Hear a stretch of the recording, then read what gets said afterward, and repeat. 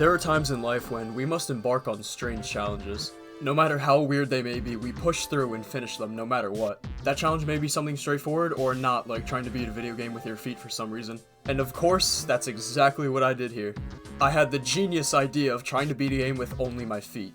I chose Mario U Deluxe because I thought it would be possible while also being just hard enough to make it interesting. So with that being said, here I am to guide you on my journey of trying to beat New Super Mario Bros. U Deluxe with only my feet. Please enjoy. So here we are, I started up a new save file, Peach gets kidnapped, and just like that, the challenge is finally underway. Going into 1-1, I just said to myself, I can't believe I'm actually doing this. And we were off to a great start, as right in the beginning, I walked right into a Goomba. It's okay, cause next time I just remember to press the B button. Going back into the level, I spent some time at the beginning trying to get used to these controls. One problem I was having right off the bat was because the big toes are just so fat, when you mean to press one button, you may press another button or even multiple buttons at the same time. What I basically had to do was tilt my big toe in an angle so I just wouldn't press multiple buttons at the same time. Speaking of that, it was very difficult to run too. In order to run, I would have to angle my big toe onto the X and then roll it onto the A to run and jump, and that was a lot easier said than done. There's pretty much nothing else to say here though. 1-1 was very simple and I just took the rest of this time to try and get used to the controls. 1-2 was also pretty straightforward, except here I decided to try and do run and jumps, and I found out that although it's awkward, it's very possible to do. Except 1-2 is very special as I used this platform to take me to the secret exit. Let me just take this time to clarify that this challenge is not seeing how many levels are possible with my feet or doing all the levels with my feet. The challenge is just simply to beat the game, so that's why we're taking exits. Heading into Blooper's secret lair, we are now faced with a water level. I was really nervous about how this would go, but I was pleasantly surprised that it's not that bad. All I really have to do is just hold right and spam B. I had some close calls with some bloopers, but nothing too bad. Everything was going fine up until the second part of this level. There were these two bloopers who jumped out at the beginning, but they weren't too bad. I just damage boosted through them and made my way up. The real problem was this one blooper who was just blocking the pipe to the exit. No matter how much I tried juking me out, he just followed me and it would made it very difficult. That paired with the jet streams coming out of the tubes, and the two bloopers also followed me to the top, making it even more difficult. After a lot of trial and error, I just damage boosted through him and made my way through the pipe. I do not want to admit how many tries that took me. And after that was done, we were finally on to Soda Jungle. 4-1 wasn't too bad, but the only real problem I was having was these giant Goombas that just kept exploding into more Goombas, made it very annoying. Since I'm obviously using my feet and don't have very good control over Mario, it's hard to control where he's going in the air and how long you're holding your jumps, so it just made it very difficult. It didn't help that I'm also an idiot and kept trying to do this too fast and kept taking a lot of stupid deaths. After deciding to play more patiently, I finally completed the level. There was a fork in the road and I just decided to go to the right for no reason at all, and I went into 4-3 and I was put up against the brambles. As long as I was patient, I could just easily avoid them, and everything was going fine in this level until the end part with the falling platforms. There was a bramble underneath the platforms, and with the limited controls I had, it was very hard to avoid it. I kept dying to that, so I just decided to try 5-2 instead. Thankfully, this level was a lot easier, and I breezed through it on my first try. But now, here's where things started to get real. All of the levels up until this point weren't too bad, you know, there were just some tricky parts, but they were possible. But 4 Mid-Castle is where things really started to get difficult. This level is done entirely on a snake block, and there's a lot of obstacles in your way. From the swinging metal spike balls to the electric ball things, trying to avoid all this with your feet was very difficult. The level only continued to get harder the more you got up. It really did not help that I took a lot of stupid deaths here too. Especially this part right before the boss door with the 4 big swinging metal spike balls gave me a lot of trouble. Then when I finally got to Boom Boom for the first time, I jumped right into him and all my hard work was gone. After many tries getting through the level again, I finally got to Boom Boom, and for the second time I was just a lot more patient, timed my jumps right, and I finally beat him. Next up we had our first ghost house, and this is where we will be taking our second secret exit. It didn't really give me any trouble, just going through the right doors, falling through some holes, and just like that we're at the flag. But this joy from an easy level would not last long, as we are now faced up against probably one of the hardest levels in this challenge, Flight of the Parabeetles. I'm not even going to do really much explaining, I just want you to take a look at this footage and try to imagine playing this level with your feet. You have to precisely jump from one parabeetle to the next, and the slightest error in your movement and you're falling right to your death. I will also take this time to explain that playing video games with your feet really makes your feet cramp up, so this level was definitely not helping at all. The surface of the parabeetle shells was just so small that it was so easy to either walk off or just completely miss your jump. Even with a super acorn, it barely helped at all. Then, towards the end of the level, you have these two huge bonsai bills shooting at you like, yeah, Nintendo, that's fair. I'm trying to play with my feet here, do you guys have any sympathy? Finally though, after spending over an hour on this level, I made it to the end. And believe me, it does not get any easier from this point. The next level wasn't too bad, aside from a couple stupid deaths I had. With another fork in the road, I went to the right and chose to do Switchback Hill. This was a really fun level as it featured a lot of bullet bills shooting at you and you had to time your jumps on the switchback. There was a bit of challenge to this, but it was more than possible. And now things are starting to get real again.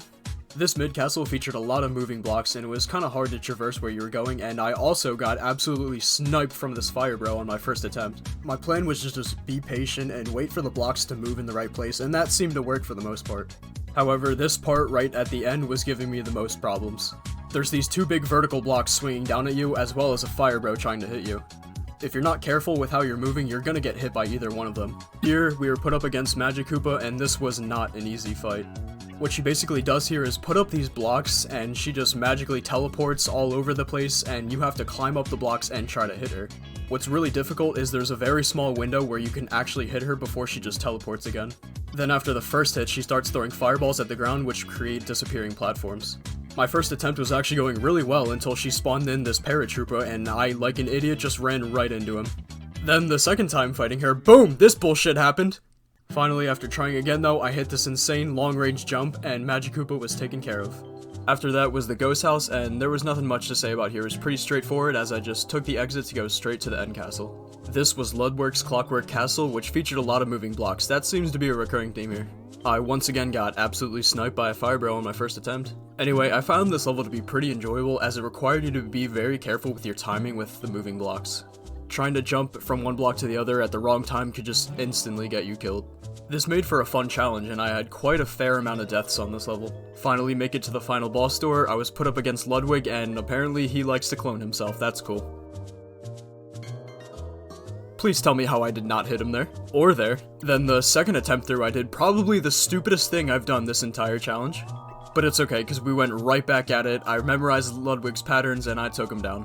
Next up before the final world was the airship, and they were trying to be all fancy with this giant hand, but I was not going to let that stop me. Advancing a little further though, I now had to traverse on these moving cranes, and this is where things get pretty interesting. In order to move these cranes, you have to move it side to side using the motion controls, and I obviously can't really do that with my feet, so what I had to do was grip it on the sides and just try to move it, and surprisingly it worked pretty well. So now we were put up against Bowser Jr. in his dumb little clown car, and this was a nice little challenge. In order to beat him, he throws his arms down and you have to climb on that to hit him, and my first attempt did not go so well. Going back in the second time, he does this attack where he flies at you, so I just timed my jump right and hit him there, and we just had 2 more hits to go. He did that same attack again, but I'm an idiot, and I did not hit him. He threw his arms down again, and I climbed up those and started throwing fireballs at the bombs, and this weird little interaction here happened. I'm not really sure how I hit him, but I'll take it. I was feeling pretty good until he punched me again, and the same thing happened as the first time. Going back in the third time though, I was a lot more careful. I just stood back, spammed the fireballs at the bombs, and let that take care of it. And just like that, we were moving on to the final world, Peach's Castle. Everything before this was child's play. This is where the boys were separated from the men. The first level was just a simple platformer with a bunch of fireballs raining down. It wasn't too bad except this very stupid death I had my first attempt. Past the checkpoint though, the ground would dip into the lava and that added some extra challenge. But nonetheless, this level was pretty easy and more than possible. The next level had us traversing this train-like thing, or whatever you call it, across the lava, and it was one of those things where it would stop if it had at least 5 objects on it at a time. The beginning part had these Monty Moles coming down, and they're really hard to avoid with your feet. The timing was also really annoying because if you jumped too early, they would just turn back around and hit you. After that, these mini Goombas come on, and what happens is they cling onto you, and the only way to get rid of them is to spin, so what I had to do was just move my big toe around the controller and try to press the spin button, and that actually worked out alright. Then one attempt, when I made it to the end, I had one of the biggest chokes I've had throughout this whole challenge. Finally, after dozens of attempts though, I did clear the level. This was probably one of the most annoying levels on this challenge. Next up was Rising Tides of Lava. Hoo-hoo, scary. And yeah, they were not kidding, those tides of lava are indeed rising. This level was actually a really nice challenge, as I had to be careful when to advance forward, because if I went too late or went too early, I would just get hit by the lava. This ending kinda scared me too, because I was afraid I would have to jump right off the shell right into the pipe. But it wasn't too bad, because all I had to do was wait for the lava to rise, jump on the shell, and then I could just easily jump into the pipe. And just like that, we only have 2 more levels to go. This level was Red Hot Elevator Ride, and let me tell you, it was quite a doozy. What you have to do here is traverse up vertically on this elevator while moving it side to side with motion controls. So I once again had to move the controller with the sides of my feet while also trying to avoid objects. The catch with this level is if another object is on the elevator with Mario, it stops. So I had to not only move the elevator with my feet, but also get rid of any objects falling onto the elevator. Not only that, but the lava is also rising up at you, so if you're too slow, you're dead. There was just way too much going on here with all the Goombas flying down and the coins flying down and the lava coming up at you. It was just a lot to manage at once, and I died a lot. Eventually, I came up with a new strategy. Instead of worrying about moving the elevator, I was just gonna worry about moving Mario and just taking care of all the objects coming down at me. And this actually seemed to work perfectly well. There were still a handful of deaths, but you know what, it was working. Then after a bunch of attempts and avoiding everything this level threw at me, I made it through the door and beat the level. And now we are on to the final battle. Here, Bowser Jr. is flying over you in his clown car and is trying to attack you from above. This was honestly really hard to avoid as he comes down really fast and I would either end up getting hit by him or just bumping into him and falling into the lava. My plan basically was to just keep running, wait for him to come down, and then keep running again to try and avoid him. Even doing that though, there was still hard platforming throughout the level, so if I just tried to outrun him, I would still run into a lot of problems with what was already in the level. I would avoid Bowser Jr., but then I would just fall into a pit of lava because I missed a jump. There was a lot of deaths here. Maybe I'll put up a compilation or something, I don't know. Finally, after just being patient and a lot of attempts, I made it through the door to the final Bowser fight. Hey look, it's the same Bowser fight from every new Super Mario Bros. Game. I'm just gonna quickly run under you and just press that button. Thank you very much, sir. And there we have it. Bowser's fallen into a pit of lava. I wonder if he'll come back. Ah, yep, there it is. So what you basically have to do here is just wait for Bowser Jr. to come down, get in his clown car, and then you can go up and attack Bowser. After the first hit, he does this spin in his shell, and he's obviously very big, and it had been a while since I'd played this game, so I was just not ready for it, and I died my first attempt. On the second attempt, I'd hit him twice, but then somehow when I was going up for the third hit, I just randomly got knocked out of the clown car. I have no idea how that happened. Then I just kept getting absolutely bodied by Bowser Jr. and the fireballs every single time I tried to enter the clown car. Here was this one hit I had where I was going up for the final hit, and then I just got hit by one of the high fireballs coming at me.